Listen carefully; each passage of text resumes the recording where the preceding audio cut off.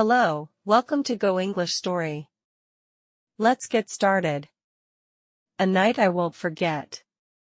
One day, Emma, a 10-year-old with a mane of fiery red hair, was fast asleep in her cozy bed. Rain lashed against the window panes, creating a rhythmic drumming sound. A flash of lightning illuminated the room for a brief moment, followed by a low rumble of thunder. Emma burrowed deeper under her covers, a shiver running down her spine. It was a perfect night for snuggling in with a good book, not for unexpected visitors. Suddenly, a creak from downstairs shattered the peaceful slumber. Emma's eyes snapped open, wide with alarm. The sound was faint but unmistakable. Someone was in her house. Her heart hammered against her ribs like a trapped bird. Fear, cold and clammy, slithered down her spine. Gathering her courage, Emma reached for her phone on the nightstand. Her fingers trembled slightly as she dialed the emergency number. Taking a deep breath, she whispered into the receiver, "There's someone in my house." Meanwhile, downstairs in the kitchen, a tall, thin figure clad in black moved with practiced ease. This was Max, a small-time thief down on his luck. Hunger gnawed at his stomach, more insistent than his desire for valuables. Spotting a cup on the counter, he filled it with water and gulped it down, the coolness momentarily soothing his parched throat. Hello. Are you enjoying the story? Please give me a like. Thank you.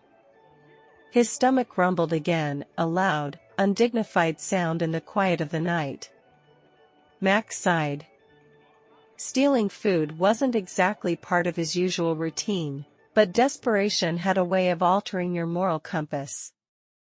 He tiptoed around the kitchen, his eyes landing on a box of cereal and a jug of milk. Just as he started rummaging through the cabinets for a bowl, a noise came from the hallway. He froze, his heart pounding in his chest. Footsteps, slow and deliberate, were approaching the kitchen. Panic surged through Max. He hadn't planned on encountering anyone. In his haste, he tripped over a chair, sending a clattering racket through the room.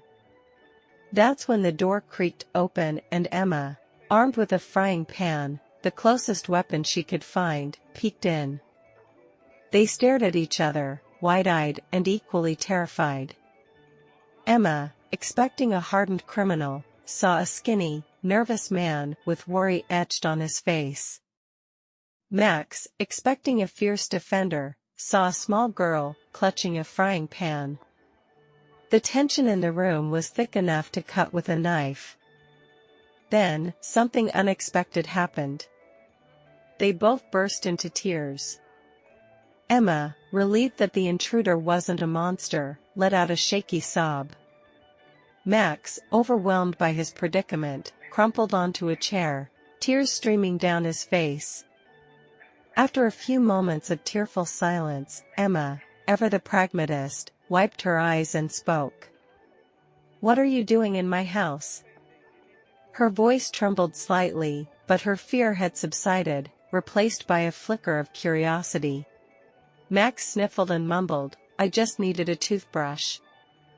And I was hungry." He looked down at his shoes, ashamed.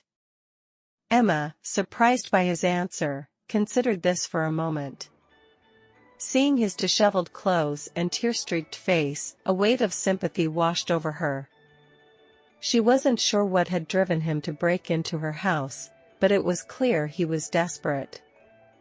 "Okay," she said slowly, "take my spare toothbrush." She pointed to a drawer, "and please wash the dishes after you eat."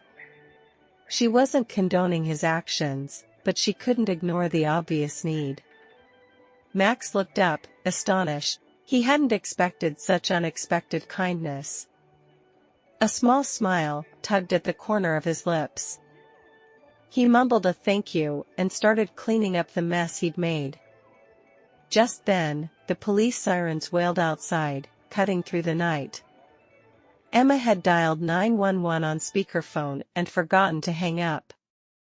The officers who entered the house were met with an unusual scene, a young girl offering a thief a bowl of cereal while scrubbing dishes. The story that unfolded left them speechless, a mix of amusement and disbelief. In the end, the police didn't arrest Max. Instead, they took him to a local shelter, a place where he could get a hot meal and some help. Emma, though shaken by the experience, gained a newfound respect for her courage and a surprising sense of empathy for a desperate thief. It was a night she wouldn't soon forget, a night that taught her that sometimes, even the most unwelcome visitors can bring unexpected lessons. Sometimes people make mistakes because they are sad or need help. Can you think of a time you needed help? Talk to your grown-up about it. We hope you enjoyed this story. Don't forget to like and subscribe for more fun adventures with Go English Story. See you in my next video.